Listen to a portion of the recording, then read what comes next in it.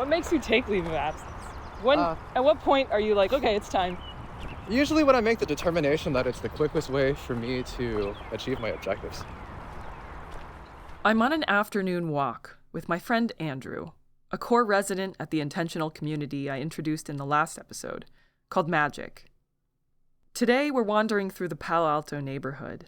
Wide streets, suburban canopy, colorful succulents everywhere. Andrew was one of my first friends when I stayed in Palo Alto for an internship over a decade ago.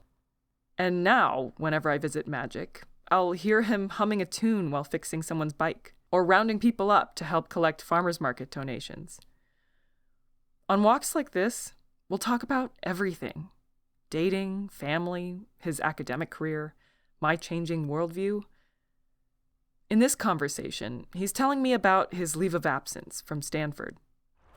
Okay. And so that seems like the opposite. Most people think that a leave of absence entails a delay. Yeah. What I'm intending to use it as an accelerant. This sounds like a paradox. Take time off so that you can move towards your goals faster? So I kept poking at this question of how Andrew knows when to take a break and why. At this point, I'd been staying at Magic for a couple of weeks on a 3-month break from my tech job. My days looked nothing like they used to. I biked everywhere, watered young oak trees at the Stanford dish. I sorted donated produce and sat in on conversations over dinner where people talked about their day or what they were working on, and occasionally heard some dad jokes. What do you get when you cross a sheep with an angry cow? How are cows angry? I can't even... You get an animal that's in a bad mood. And other times, we'd talk about deeper things, like how the concept of trash taught us that things could be used once and thrown away, as if away were a real place. Or how those loud and polluting leaf blowers actually strip away the very natural fertilization that suburban yards then spend money to replace.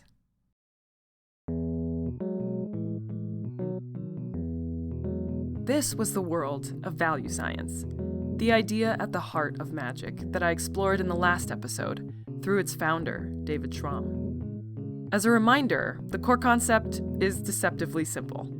Science is a process of improving our predictions and can be applied to what we value and help us get clearer about what we want and how much we want them. From how we sleep and eat, to how we treat each other, to what we do with our lives, so we can live more intentionally and build a life that reflects our values. And because we're embedded in bigger systems, our values have consequences that ripple outward, whether we see them or not. The trash we throw away goes somewhere. The soil we strip has to be replaced with something. Value science is ecological in this way. It asks us to see ourselves in relation to everything around us and let those connections inform some of what we want and value. Previously, David's story had shaken something loose for me.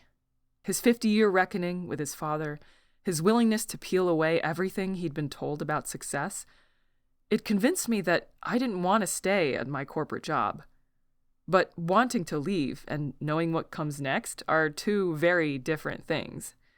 I'd stripped away the old story, but I hadn't yet found a new one. I wanted to learn from Andrew, who had been through it recently and, in many ways, still.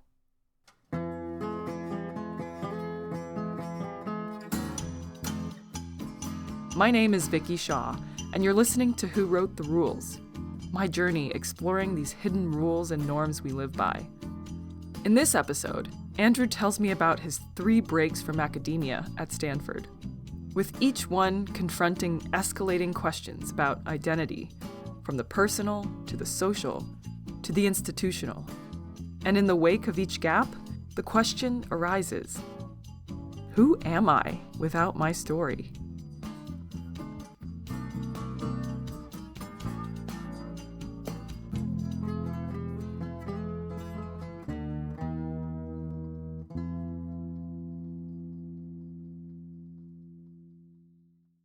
Andrew grew up in Texas, was born to Filipino immigrants who were devout Catholics.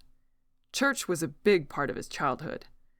He talks about himself and that time candidly. I remember there was even a Bible verse that I'm probably not saying exactly correct, but amounted to something along the lines of, if you wish to become perfect, sell your belongings, donate the proceeds to the poor, and come follow me. His quote is actually pretty spot on. In the next verse, Jesus goes on to tell his disciples, "Do you have any idea how difficult it is for the rich to enter God's kingdom? Let me tell you, it's easier to gallop a camel through a needle's eye than for the rich to enter God's kingdom." And growing up, I was a little bit confused. I received conflicting messages. One of them was, give as much as you can, and that's how you can be a good person. And then the other one was, acquire as much as you can, because that's how you can be a successful person. And I was often hearing these opposing messages from the same people. So I have to make a lot of money, but I can't make too much money. I grew up with this kind of mixed messaging as a kid in suburban Georgia, too. It was a bit more confusing for me since my Chinese parents weren't churchgoers and yet left me in the care of a Christian after-school program. But the question for Kid Andrew and Kid me was the same. How can we be good people in the eyes of God and still be successful in society? For young Andrew, becoming a doctor, like his grandfather, seemed to be the best of both worlds, because doctors are all about helping people. And they also happen to make good money. But in his sophomore year at Stanford, pre-med, dead set on becoming a doctor, he took a class because of a cute girl who had also enrolled. And the class was taught by none other than David Schramm, our value science teacher. Through a series of exercises, Andrew used value science to question how he came to want what he wanted. In one, he listed everything he wanted done in the world, and then pared it down to what he could do or learn to do, and then asked which of those things others were neglecting or doing less well than he thought he could do. In others, he questioned his narratives and justifications, the stories he told himself about why he wanted what he wanted. And somewhere along the way, the career path he'd held onto since childhood started to fall apart. I had a sneaking suspicion that I may have been engaging in self-deception, and that I really wanted to be able to have this story where I justify my actions as somebody who really just wanted to help others. But then I also got to enjoy the perks of somebody who was concentrating wealth and enjoying high social status. Andrew had been preparing to be a doctor for pretty much his whole life. But at the back of his mind, he had a nagging thought that maybe he was mistaken in this prediction, that being a doctor might not be what he actually wanted. And as you can imagine, that's a pretty important topic to investigate. If it's truly about helping people, maybe a better thing for you to do is, once you've paid off your student loans from medical school, commit to keeping no more than $70,000, some upper limit on the amount of money you take home from your salary, and donate the rest to people who can't afford medical care. If you're truly about just helping people, then that's the honest thing to do. And from what I can tell, most doctors don't do that. So there was that. And then the second one was the fact that if it's really about helping people, how can you tell that you're not doing it for the social status?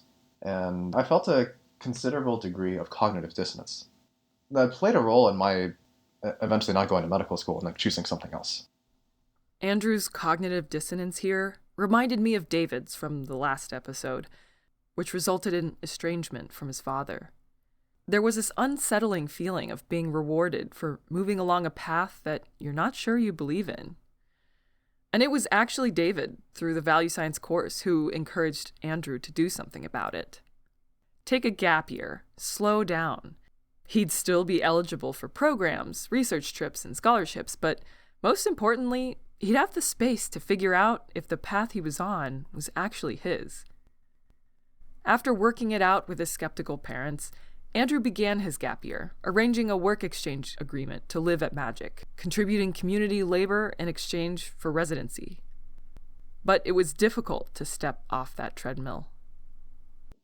So in the beginning, I had a considerable amount of trepidation, because I was acutely aware of the fact that I was going against social norms, and that people's default expectations of me were that I was struggling or that there was something wrong.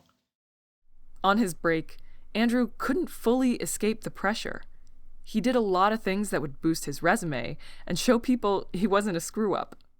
He went on a research trip to Guatemala. He shadowed emergency physicians. He became an assistant to a biomedical venture capitalist. And that was a large part of what I did at the beginning of my first gap year, to try to manage my own and other people's anxiety about my decisions.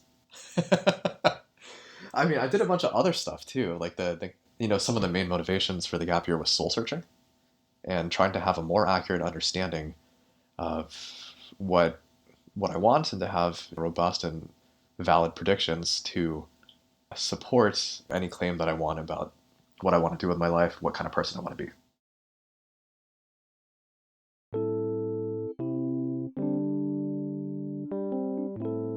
This part of Andrew's story was where I was in mine. I was technically on medical leave. The back pain I described in an earlier episode had given me legitimate reason to step away. But even at Magic, surrounded by people who'd made unconventional choices, I still kept one foot in the old story. I polished my resume, maintained side projects, told people I was taking some time in a way that implied I'd be back on my corporate track soon.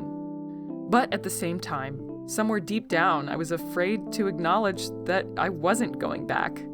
Afraid I'd lose the easy answer to the question everybody asks. So, what do you do for a living? For years, my job had been my introduction, my justification, and my proof that I was on track. Without it, conversations got humbling. People might tilt their heads, lose interest in me. I could already hear what they weren't saying. Andrew had been here before me. He'd sat in the same discomfort and come out the other side. And that didn't make it much easier, but it made it feel more doable.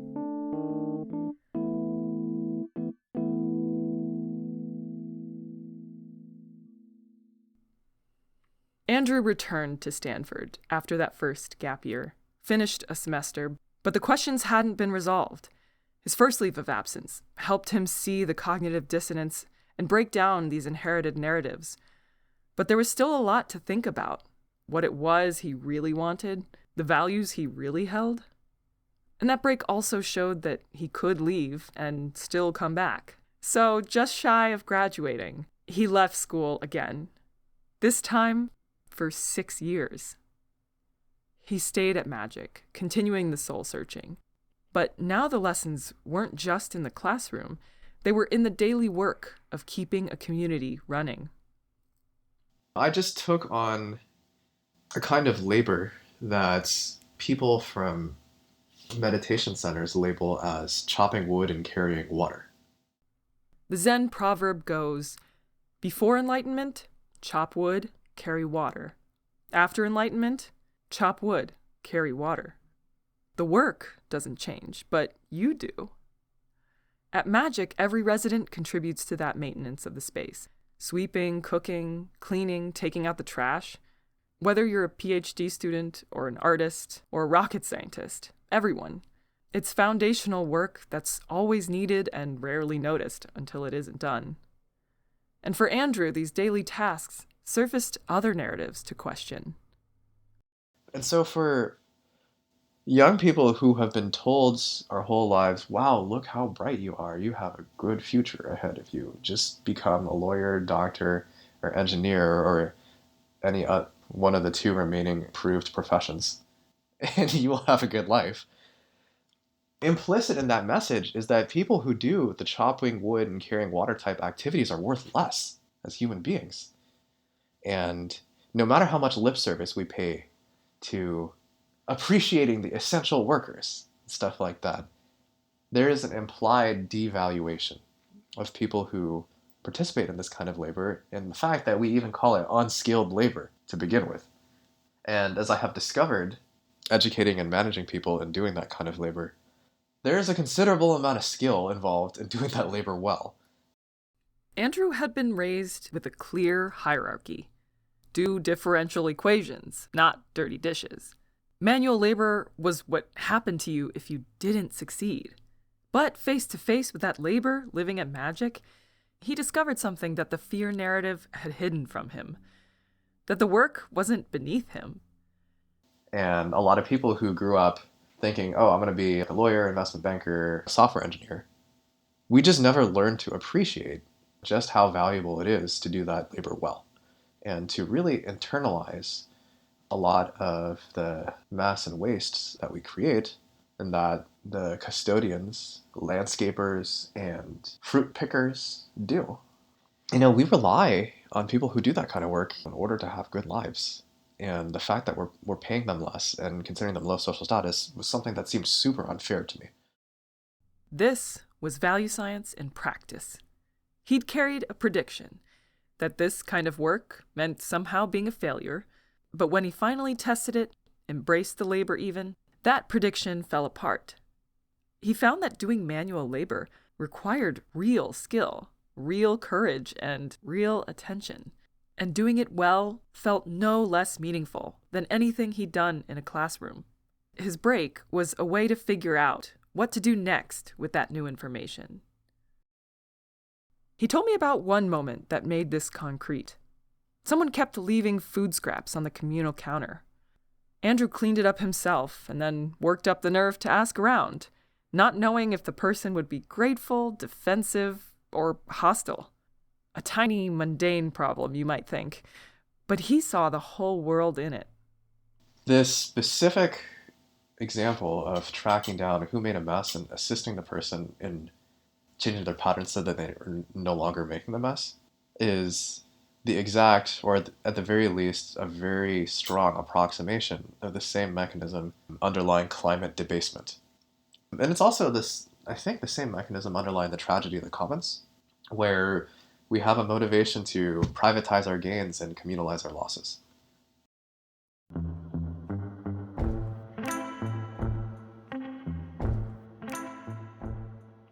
Take the benefits and leave the cost for someone else. It's rational only if you count what matters to you. But if you recall, value science takes an ecological view, which means seeing that everything is in relation to each other. Nothing exists in isolation. Every choice is made inside a web of relationships to our surroundings. Households, communities, economies, ecosystems. Every cost that we don't count lands somewhere else. It doesn't just disappear. It becomes someone else's problem, like the environment's or our children's. The thing is, most of us don't see this because we grew up inside a worldview that hides those connections. We learned in economics of straight lines, where we extract and produce, consume and discard, where waste is someone else's department and efficiency means getting the most for yourself. That logic is so deep in how we live, but it's a picture with most of the picture missing. The person leaving the messes probably wasn't malicious. They were probably just having a rough week, or maybe they were in a rush, or just didn't realize what they were doing. In any case, they weren't counting the full cost of their choices because their picture was incomplete. And right now, that's what happens at every other scale. In how we consume and how we build, how we throw things away. Once you see that pattern on a kitchen counter, you start to see it everywhere. At Amazon, I was proud of my promotions, of building systems that worked, of being seen as someone who had it together. But the unease lurked in between the lines of my design docs. I'd started at AWS, building the invisible scaffolding that other companies ran on, and it was easy to justify my work. There weren't cardboard boxes, no landfill. But after that felt too empty and abstract, I moved to the sustainability team, thinking I'd be closer to helping people, to working on solving big problems. But the products that I helped track emissions for didn't stop existing once they arrived at someone's door. The packaging, the returns, and the things bought on impulse and forgotten, that waste went somewhere, into landfills or rivers, or exported into countries that had no say in producing it. I was part of a system that kept the cost out of sight for the sake of customer convenience. And I hadn't wanted to look at that. I think that's what Andrew's getting at, that most of us don't. We benefit from the hierarchy and the hidden labor and the externalized mess, and as long as we're on the comfortable side of it, we don't have to confront what holds it all up. And maybe that's how we got into such a precarious place in our human history. You know what I'm talking about. Existential threats that arise from all directions, like climate disasters, AI advancements, or war.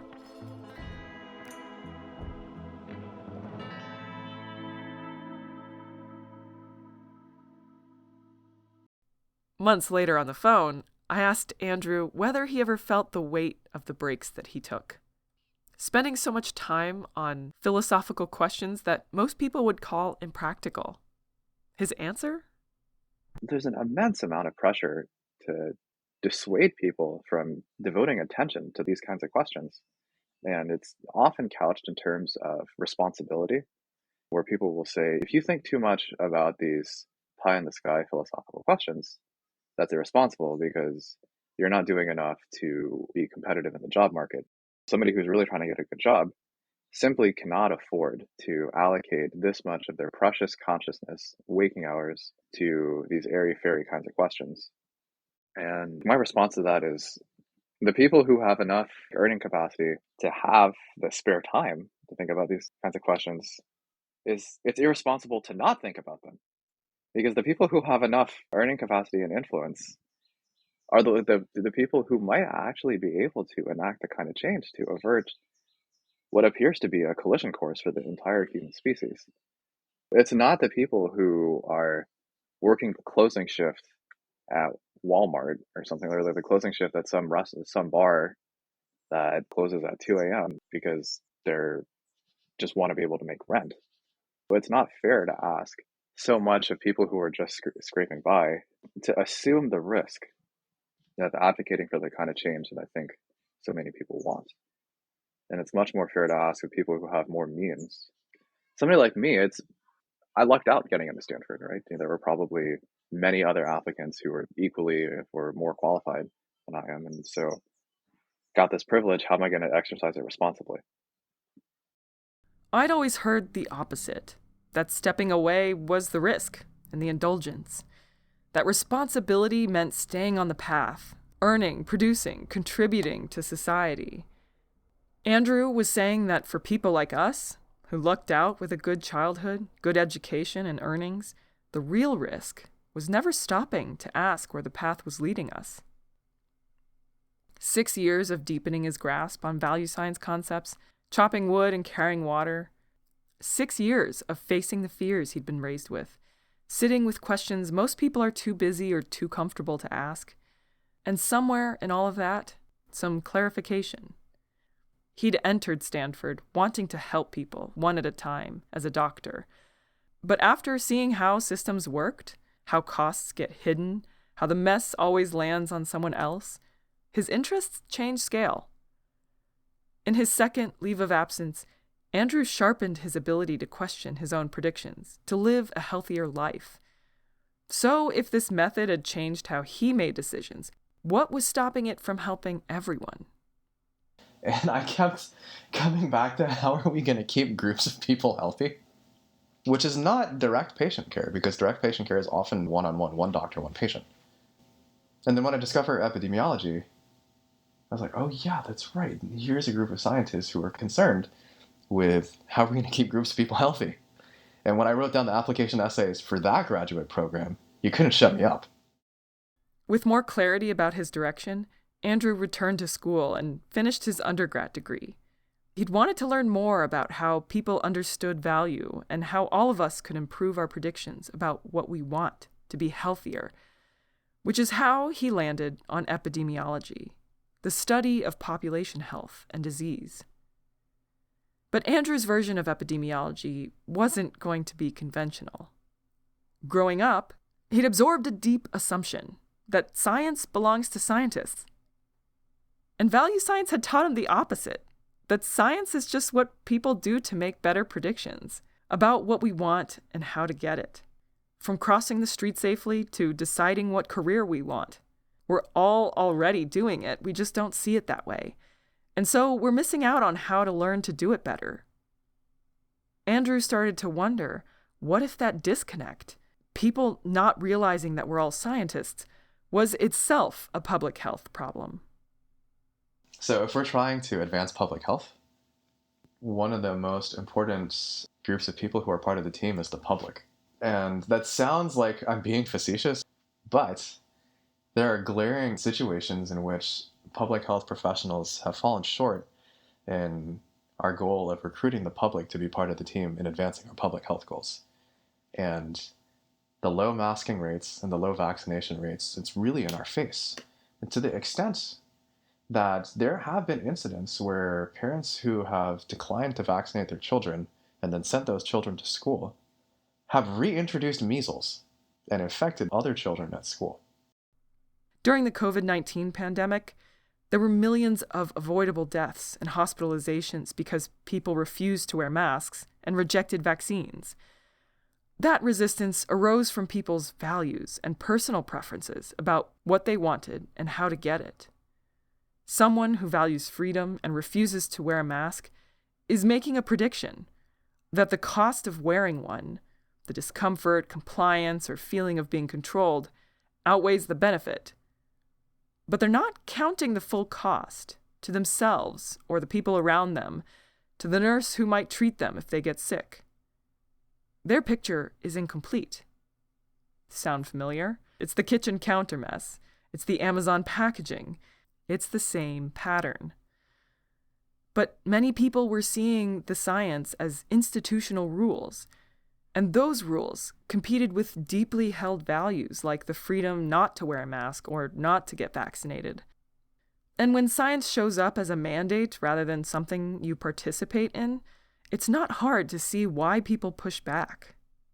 Andrew wanted to go upstream of that problem, not treating the disease, but asking why the public and science had become so estranged in the first place. He started with what he learned in class, that science isn't something done to you by experts. It's something you already do. And so I look at the situation and think, okay, so there's a bunch of people who are in positions of authority who are saying, you're not part of our club, but you need to follow our rules, and wonder why people feel alienation from science. Well, so one of the goals of this research project is to strengthen people's scientist identities, to help people appreciate the science that we already do in our everyday lives and the scientists that we already are and already have been from the time that we were little babies. And one of the practical consequences that I'm hoping to achieve from this research is to just help people make better decisions. If you inform your decisions with science and you do so in a thoughtful way, chances are you're going to make better decisions. And we have suppressed people's ability to make science-based decisions. And I'm hypothesizing that we're doing so through a mechanism of science exclusion and calling people non-scientists. Can public health expand to include trusting in our own ability to improve our predictions about what we want? He proposed this as his dissertation and was accepted into Stanford's PhD program in epidemiology. He made it all the way to qualifying exams, the tests that prove you're ready for independent research. But this is where the story turns. It's kind of odd. I think a lot of people are more concerned about the written qualifying exam. I was just like, whatever, man, it's just another test. But the oral qualifying exam, man, I'm quaking in my boots and I don't even wear boots. And that's probably for good reason, because I was essentially petitioning all the faculty to change the eligibility criteria for what qualifies as epidemiology. And there were very low probability of success in doing that. Up until now, Andrew's journey had been largely on his own terms. He could step away, rethink, and return. But now, he wasn't just questioning a story he'd told himself, or one that society had handed him. He was standing in front of Stanford's faculty and committee and asking them to reconsider the boundaries of their own field. The stakes had become institutional. And the evidence was on his side. Peter Hotez, a vaccinologist, had already laid out the case in his book, The Deadly Rise of Anti-Science. What had started as a fringe anti-vaccine movement had become a politically organized force, amplified by elected officials and conservative media. The anti-science movement had made anti-vaxxing and anti-masking a political identity, fueling the return of previously eradicated diseases like the measles. The pandemic had shown that people's values, their sense of freedom, their distrust of institutions were shaping health outcomes on a massive scale. Meanwhile, developmental psychologist Alison Gopnik had been making the case that humans are born scientists.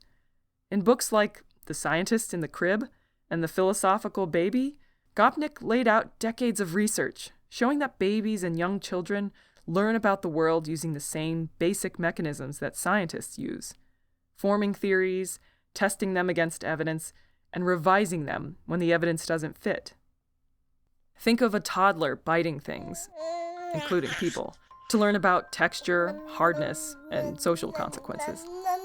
Or repeatedly throwing food off the high chair to see where it lands. Hey, replication is important. Kids are always trying to figure out how the world works. Meanwhile, a parent slowly loses their mind. Gopnik's argument was that science isn't a specialized skill, rather an innate cognitive capacity we're all born with. And formal science succeeded because it tapped into learning abilities that evolution had already built into us. But somewhere along the way, we started teaching people that science belongs to professionals in labs. And once people stopped seeing themselves as scientists, they stopped trusting their own capacity to evaluate evidence, weigh predictions, and update what they think they know. All of it pointed to the same conclusion: the gap between science and values, the assumption that what we want is beyond the reach of scientific thinking, was itself a public health problem. And few people in epidemiology were treating it as one. But the committee was accustomed to evaluating research on disease outbreaks, environmental toxins, or risks you can measure with mortality rates or blood tests.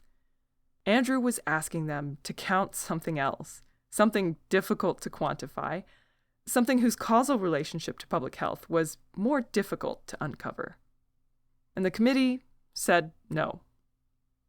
So I have received the no, essentially. The department told me no. To what? To the initial project that I proposed.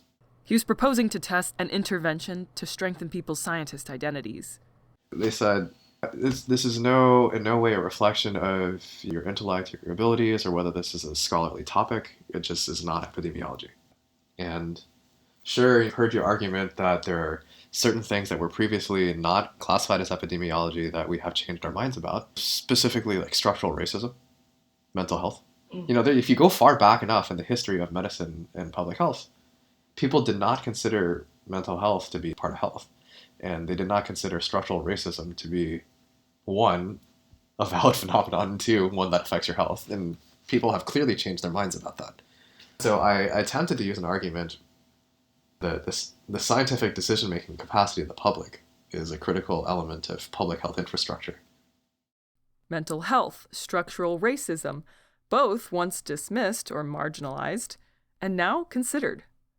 And in both cases, the evidence had been there long before the field was willing to see it.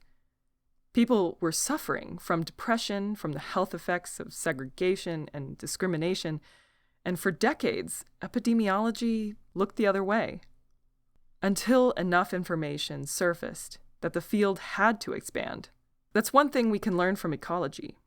When the environment changes, we have to adapt to thrive. And what we want, our values, need to update. During the pandemic, the problem wasn't just that people didn't trust science.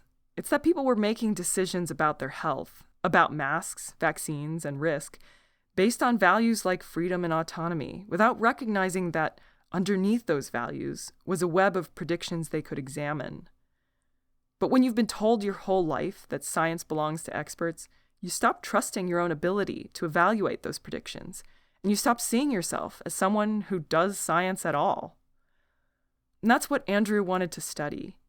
Not to make people obey public health guidelines, but how to help people think more clearly about what we actually want, and whether our choices are getting us there.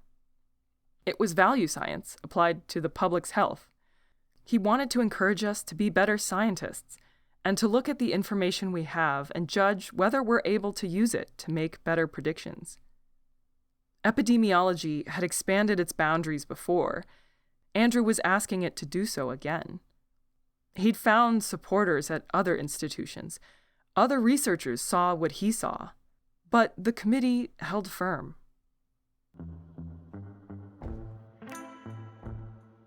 Friends and other people around him suggested the obvious path. Just pick a different topic, get the degree, and pursue this work later. And the argument I heard repeatedly was, the content of your work doesn't matter.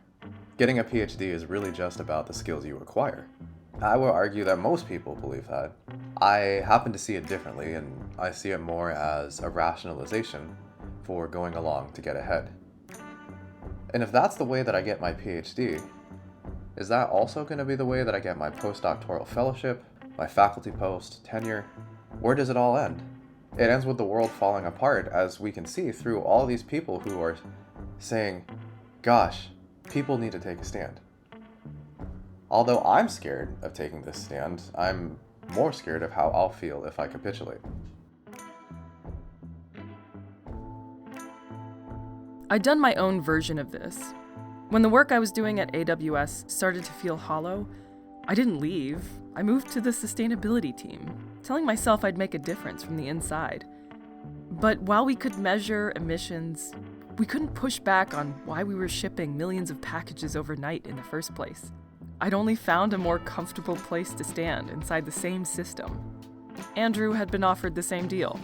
Just pick a safer topic, get the degree, and do the real work later. Part of the reason why we're in the position that we're in right now is that the range of acceptable topics that can be studied in scientific research is so heavily constrained that we exclude critical issues. The result is that people suffer and die. And the fact that we're using eligibility criteria for research to say, not my problem, is everybody's problem. And if I go along and say, oh yeah, you're right, even though I think the science is with me, I'll shut up and admire the emperor's new clothes, I'm part of the problem. I'm paying one kind of price, but I do like what I see in the mirror.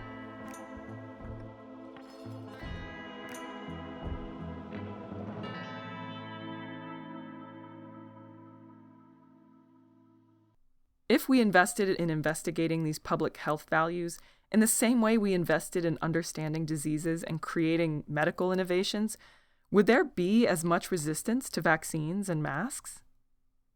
And I'll admit, from here it's easy to see the committee's pushback as institutional conservatism. But institutions that guard their boundaries aren't always wrong. For every idea that turns out to be ahead of its time, there are others that simply don't belong. The committee's job was to make that call, and they made it. The question is whether they made it based on the evidence or based on comfort. So what does Andrew do to make progress toward figuring that out? He takes another leave of absence. This time to see if he can do the research on his own terms, without the department's funding or approval, and figure out what comes next. Maybe I'm going to get a PhD from a different department. Maybe I get a PhD in epidemiology from a different school. Maybe I don't get a PhD at all. Who knows? I think the work I'm doing is necessary for humans to survive and thrive.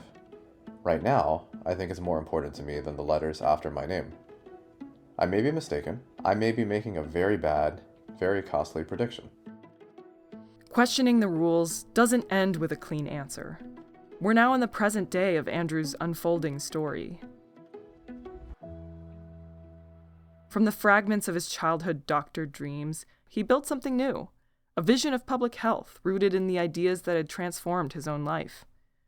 He saw how each layer he peeled back revealed others underneath, the personal, the social, the institutional. Every time he stepped away, he didn't fall behind. He saw more clearly, course-correcting to align his path ever more closely with his values. The breaks weren't pauses in his story. They were part of the story. In my own story, I'd taken apart enough to know the old narrative didn't hold up. The career I'd built on hidden costs and values I'd absorbed without question. Value science had given me the tools to see all this, but I needed to find who I was without the job title, the salary, and the nods of approval. After my 3-month break ended, I returned to my home in Seattle, and I quit my job at Amazon. For the first time in my adult life, I had no title, no trajectory, no easy answer to the questions of what I was doing, just a cleared space where the old story used to be, and the determination that whatever came next would feel truer than what I'd left behind. In the next episode, I discover that story. One that starts not with any civilization, but with the beginning of everything. That, I think, was part of a growing interest in understanding the history not of a nation, not of England or Russia or America, but of humanity.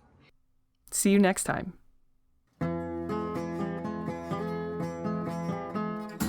You can learn more about value science and magic at valuescience.org. There you can also find the same syllabus and readings used for their course. Special thanks to Andrew for the story, the folks at the Magic community for their support, and David and Holly for early feedback. The theme song is called The Free Market by Musical Scalpel, and several original scores are by Keenan Story. I'm taking my time to write, edit, and produce this podcast, but I'd love to hear what you think. If you enjoyed this episode, please rate, comment, and/or share it with a friend. You can also now subscribe and support this project on Patreon or Substack. I'm Vicky Shaw. Thanks for listening to Who Wrote the Rules.